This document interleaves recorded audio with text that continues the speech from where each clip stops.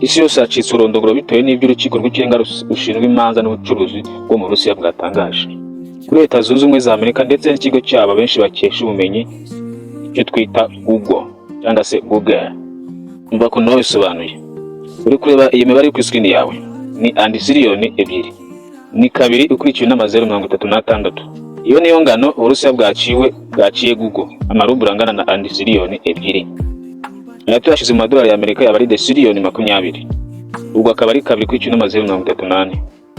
Mwese ndabashuje kandi mbayikaze mu kino kiganiro. Ubusanzwe iyi ni byo Gatanu TV, byo TV, kwa Tom bayikaze mu kino kiganiro. Narubwo bwa mbere kino kiganiro kora subscribe. Kandi video ni ikondo kuri like. Sharing n'abandi baje kumva bino biganiro. Bayikaze.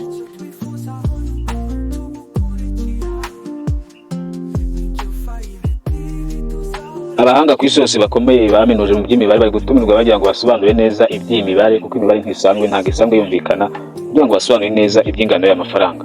Uburusiya bwaciye Google kandi amafaranga Uburusiya bukaba bukomeje yuko Google igomba kwishyura Uburusiya. Leta y'Uburusiya yakoze ibintu bitaregwiyeho ku isi. Leta y'Uburusiya yaciye amande atarigira aboneka kuri iyi si yaciye ikigo cya Google cy'Abanyamerika.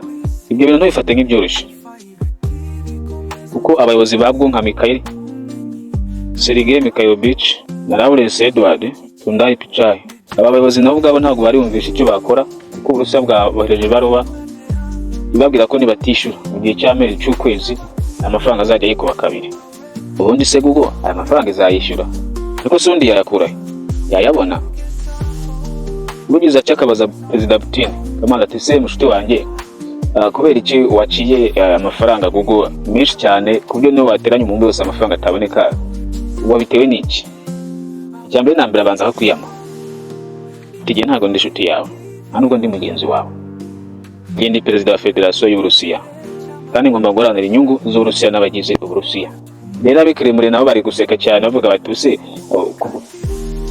bo mu burengerazuba bari kuvuga ngo tubafatinga ibihano byinshi kandi baradufata ibihano byinshi birenze agahano kamwe gusa ngo gatumye bababara. Abarusiya bati ko mwadufata ibihano birenga 20,000 tukicecekera temo kanatumiza isi yose ngitwamagane tukicecekera cyane. Mwebwe Abanyamerika nibo bantu ku isi badufata ibihano byinshi none tubafatiye agahano kamwe none ngo byakomeye kandi ibyo Abarusiya bavuga nibyo kuko Putin yaranje kubabwira ko ibintu bari gukora babashiraho ibihano ibyo bintu bizabagiraho ingaruka. Ibyuko uburengerazuba bwafata ibihano byinshi Uburusiya abarika ibyo byo muryango murabizi kuko hari ibyo utabasha no gusobanura nuko nabi byo bafatiwe bya desiriyoni nabyo mba ari ibintu bidasobanutse kubisobanura bigoye. Kugeza ku itariki byiza uko 8 mwaka 2024 ubwo yemezagwa ko amaze gushirwa ibihano by'Uburusiya 22,230 kandi 2,950 bari babishiriho mbere yuko batera Ukraine. Yuko nyuma yuko maze gutera Ukraine bongeye ibindi 19,250. Gusa muri ibyo byose Amerika niyo yabashiriyeho byinshi 4,869. Akurikiyeho Canada 3,156. Switzerland, Ufaransa, Australia n'ibindi byose byagiye bishirirwaho ibihano Uburusiya bigiye birenga amoko 1000. Ibi rero nabyo byatumye Uburusiya butangira gushiraho ibihano kuri ibyo bihugu, ibihano bigiye binanizanya cyangwa se ibihano bigoye cyangwa se ibintu nako bidashoboka. Muri iki kiganiro reka turebere hamwe icyatumye Uburusiya bushiraho ibihano Amerika, ibihano biremereye kuriya ibihano niyo Amerika yateranye umutungo wayo wose kuri ibihano bitaboneka. Si Amerika gusa niyo wafata abatuye isi bose bagateranya umutungo bafite ntabwo bira bihano byavamo. None nimba ari uko bimeze Google izishyura amafaranga yavanye he cyangwa se Amerika izishyura amafaranga iyakuye? Ari ku isaa 8:46 z'ijoro tariki 26 z'ukwa 10 2024 nibwo ibyo ntaramakuru by'Abarusiya byandika mu Cyongereza Google's fines in Russia which 34 kiloyers. Ibintu mbibonye naratangaye cyane. Ati si imibare ibaho. Maze gukurikirana amakuru mbona n'abandi bose bari kubivuga. Ati ikigo cya Amerika Google kirimo andisiriyoni 2 z'amarubu Abarusiya. Ubundi umuntu asobanuye iyo ni imibarwa 36 y'amande kandi iyo mibare yakomeza kwiyongera umunsi ku wundi kubera ibihano byongeraho bitewe no kutishyura. Muri iyo nkuru Metere Ivan Morodov umucamanza mu kigo cy'ikirenga mu bucuruzi bw'Uburusiya uherereye mu Burusiya yavuze ko Google ibihano n'amande yanze kwishyura yatumye byikuba inshuro nyinshi ku buryo bigeze ku mubare ungana gutya. ubundi se byaje gute kugira ngo Google irinde ijyanwa mu manza? Icyo wamenya cya mbere nuko Google ari ishami ribarirwa muri Alphabet Inc. Ikigo ntabwo gifatwa nk'ikigo gusa, ahubwo gifatwa nk'ikirango cya Amerika. Kuko muri Amerika hari kampani z'ikoranabuhanga ndetse n'ibijyanye n'imbuga nkoranyambaga bifatwa nk'ibirango bya Amerika. Icya mbere bavugamo Apple Inc. iyi ikora ibyuma by'ikoranabuhanga harimo n'amatelefoni. Hakurikiyeho Alphabet Inc. iyi ngiyi ifite Google, Gmail na YouTube n'ibindi bigiye bifite aho bihurira. Hakaba na Amazon.com Inc. ikaba igurishiriza kuri murandasi. Indi ikaba ari Meta Platform Inc. iyo mu muryango muzika ribarirwamo izi za Facebook, WhatsApp n'ibindi nk'ibyo ngibyo. Byose bikaba ari umutungo wa Mark Zuckerberg. Indi akaba ari Microsoft Corporation. Umwanditsi wo mu Burusiya witwa Leo Tolstoy afite igitabo cyitwa 3 Questions. Ibyo ni ibibazo bitatu ugomba kwibaza mu gihe ushaka kugira ku butunzi. Ni ikihe gihe cya nyacyo cyo gutangiramo ibintu? Ese ni abahe bantu b'ingenzi ugomba kumva? Ese ni ikihe kintu cy'ingenzi ugomba gukora? Ibyo bisubizo rero kandi bitatu byose wabisanga muri iki gitabo cy'uwo muhanga. Ibibazo bitatu rero bya Leo Tolstoy bijya kusa n'ibibazo bitatu ikigo cya Google cyagiranye n'Uburusiya. Gusa nabyo urebye kubikemura bisaba kwiyambaza abahanga mu by'ubushakashatsi. Ubundi ikibazo cyahereye ku bintu bibiri. Icya mbere ni intambara yo muri Ukraine. Ndetse n'umugabo witwa Konstantin Valerich Orofev. Uyu mugabo yari afite amahame akomeye kuko ni umuhezanguni ugeze mu gihugu cye cy'Uburusiya. Ku mico yacyo ndetse n'ubutegetsi bwacyo. Ni umuherwe mu rwego rwo hejuru. Banavuga ko ari uyoboye umuryango utegamiye kuri leta. Witwa Double-Headed Eagle. Umuryango ukaba urwanira amahame gakondo y'Abarusiya. Umuyobozi kandi wa International Investment Marshall Capital Partners. Kikaba ari ikigo cy'ishoramari mu Burusiya. Kandi ikindi uyu mugabo ni umuhanga mu bya internet kuko ni bamwe mu bantu bakuriye icyo bita safe internet. Ikindi kandi ni umuhanga mu by'amategeko. Yarangije muri kaminuza ya Moscow State. Uyu muherwe kandi ukomoka mu baherwe ku itariki 12 z'ukwezi kwa 4 mu 2015 yakoze ikintu cyatangaje isi yose. Yashinze televiziyo yitwa Telegrad TV. Iyo urebye neza ari imeze nka Wagner Group mujya mwumva. Kubera ko ibiganiro byabo byose byajyaga mu matwi Leta Zunze Ubumwe za Amerika n'inshuti zazo zo mu burengerazuba bw'isi. Ikindi kandi umugabo yabaga ifitiye amakuru afatika yikuriye mu butasi kandi ikindi akagira ingengo y'imari iri hejuru cyane y'akataraboneka. Iyi televiziyo ifungura ku miyoboro yose ya Google ndetse za YouTube n'ahandi hose. Kandi itangiye gukurikirwa cyane mu ndimi zigiye zitandukanye. Yasereje aba mu burengerazuba karahava we ngaho bamurambirwa. Byaje guhinduka mu kwezi kwa Karugwe 2020 ubwo Dmitry Skoratov ubwo yagirwaga umuyobozi mukuru wa Skrat TV. Uyu mugabo nawe akaba ari mu rutonde rw'abo mu burengerazuba bangurunuka kuko ari ku rutonde ko n'umuhungu wa Yuri Skoratov wabaye umushinjacyaha mukuru w'Uburusiya imyaka igera kuri 4 yose. Kandi yazonze ibirego byose hanyuma bangamira inyungu z'uburengerazuba. Bikimara kuba ubutegetsi bwa Amerika bwatangiye gushiraho ibihano bwana Morofev. Amerika isaba ubwo guhagarika mu maguru mashya Telegrad TV. Kuhagana mu 2020 imbuga zose zifite aho zihurira na Google bahita bazikuraho nta kindi kintu nta yindi mpamvu isanzwe. Kandi wibuke ko Morofev ibijyanye n'amategeko yarabiminuje. Uzi icyo yakoze yese ajyana Google mu nkiko. Nta kukurikiyeho mu rukiko bemeje ko Google yahote Telegrad TV. Tabitegeka guha muzamarira cyangwa se amande angana ikiza karo zingana amarumburi 100,000. Urukiko rwemeje ko aya mande azajya yishurwa buri munsi mu gihe imbuga za Skrat TV zaba zigifunze. Kuvuga ko igihe cyose Google itarafunguye no televiziyo bagombaga kujya bishyura buri munsi ayo mafaranga. Hanyuma ariko icyumweru cyashira amafaranga agezemo yose agahita yikuba kabiri. Ni ukuvuga ko mu minsi 7 ayo marumburi bagamaze kwikuba inshuro 7 akabihumbi 700. Hanyuma mu kindi cyumweru leta yikuba yongera yikuba. Ubwo byarangiye aho ku itariki 10 z'ukwezi kwa 12 ibiro ntaramakuru Reuters by'Abongereza byaranditse biti Russian Counts Alphabet, Google and Meta Platforms. Ahubwo rwanditse ko buyaciwe miliyoni 2 z'amaruble. Bushize nko $, byaba nka miliyoni 90 z'idolari. Mu gihe Meta Platform bayiciye miliyoni 2 maruble. Yo ni miliyoni rengaho gato miliyoni 20 mu $. Kuko bashinjaga gukoresha nk'igikoresho cya politike mu kubangamira inyungu z'Uburusiya. Aya mafaranga Google gitarayishyura haje ikindi gikuba cyaracitse. Tariki 24 z'ukwa 2 2022 ubwo Uburusiya bwateraga Ukraine inshuti yagadasohoka yo mu burengerazuba. Ako kanya ibihugu byo mu burengerazuba bwose byakoze ku nshuti n'abavandimwe babyo. Hanyuma bafatira ibihano bidasanzwe Uburusiya. Amerika yose isaba ibigo bya bikomeye cyane by'ikoranabuhanga ibijyanye n'ivunjisha bijyanye n'ubucuruzi n'ibindi byose bigiye bifite aho bihurira n'Uburusiya. guhita babwira Uburusiya ko batazongera gukorana nabo kubera ko bamaze gusa nk'abo bashyize mu kato. Igihe Google yasabwe gufunga televiziyo yitwa Zebuzeka, iyo yari ikomeye cyane kuko ari igisirikare cya Putin. Abarusiya bari hanze y'igihugu bayikundaga kubi kandi yagiraga ku isi hose. Ifunga ryayo ryaje kubabaza benshi cyane, harimo na nyiri ubwite Putin. None bikira abo mubabaro utararangira, kwezi kwa gatatu kwa 2022 televiziyo zifatwa nk'aho arizo nkuru mu gihugu za Russia Today Putin nazo Google yose zidadira yazifunga. Aho rero n'Uburusiya bwahise burakarira Google. Iki 18 z'ukwezi kwa 7 2022 n'ubundi cya kinyamakuru leta zicyongeye cyandika kiti Russian funds Google $307 million US for content violated, regulator says. Kuvuga ko Google yayaca n'amafaranga izira gusuzugura ibyo bari babasabye. Abarusiya bashanze bidahangije, hanyuma mu ntangiriro z'uwo mwaka bakubita ibindi bihano ku itariki ya 13 z'ukwa 3 2024.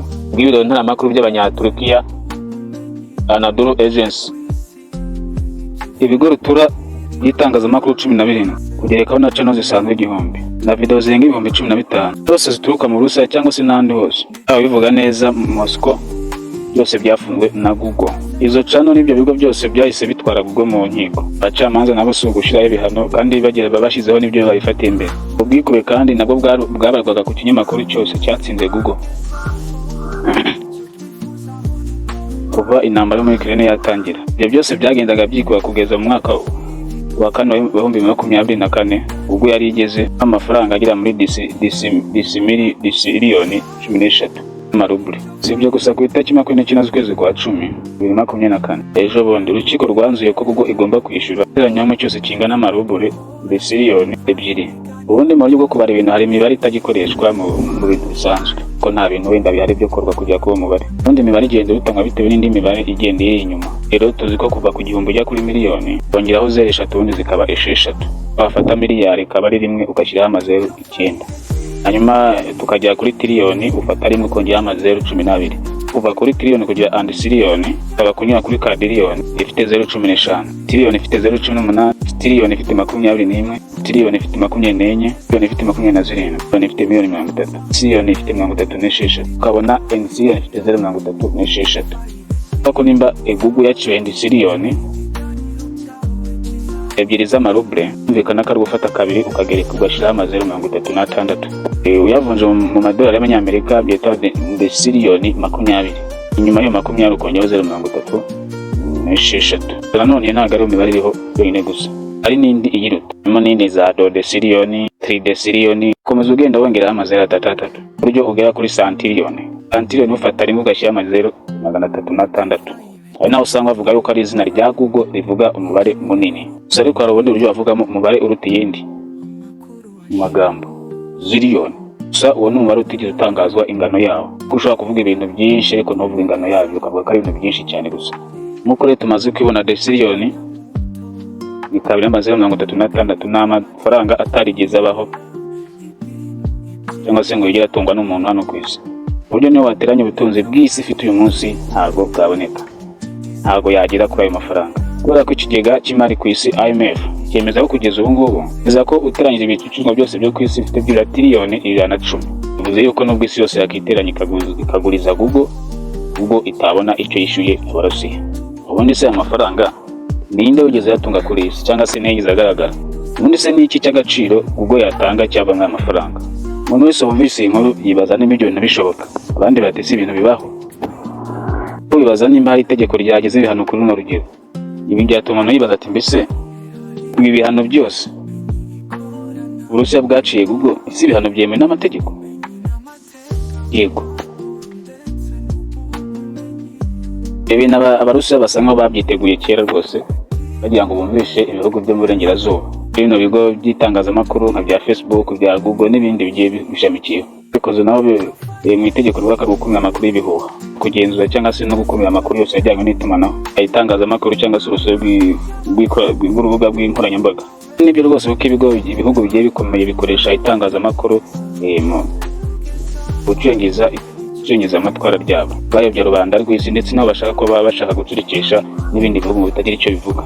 Ibihugu by'Uburusiya ndetse n'Ubushinwa nabyo byarahagurutse mu bijyanye n'ikoranabuhanga, ahereye kuri Google ndetse n'ibitangazamakuru byayo, angana nabyo mu ntambara yeruye kandi bigaragara ko izavamo ibintu byinshi. Mbere y'uko habura gato ngo Abarusiya batangiza intambara muri Ukraine, batangiye kwiyenza ku binyamakuru byo mu burengerazuba. Mu itariki 13 za 2019, Perezida w'Uburusiya Vladimir Putin w'Uburusiya yasinye itegeko ry'igenzura ry'ibinyamakuru ryitwa Moscow Monanazor.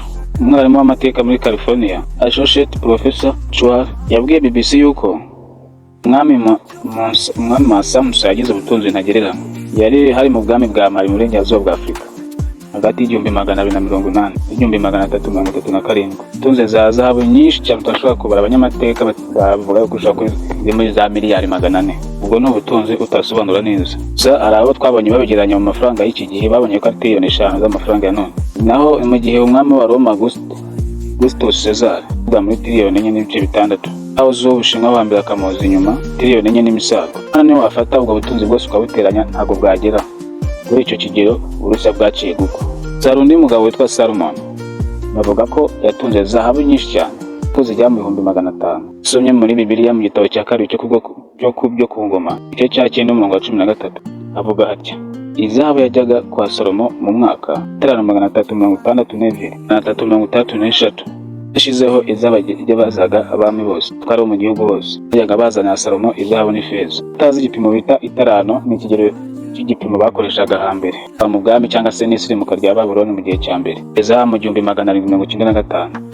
Mbere y'uko abafaransa badukana n'ibipimo bya kilograma, aho bafashe kilograma bakayihuza na litiro imwe y'amazi. Ushaka kumenya ubutunzi bwa Salomo, wamenya ko itarane mwipima kilograma 58.9. Rero bishatse kuva ku mwaka byibura na gatoni 39 magana 27 n'ibice 4.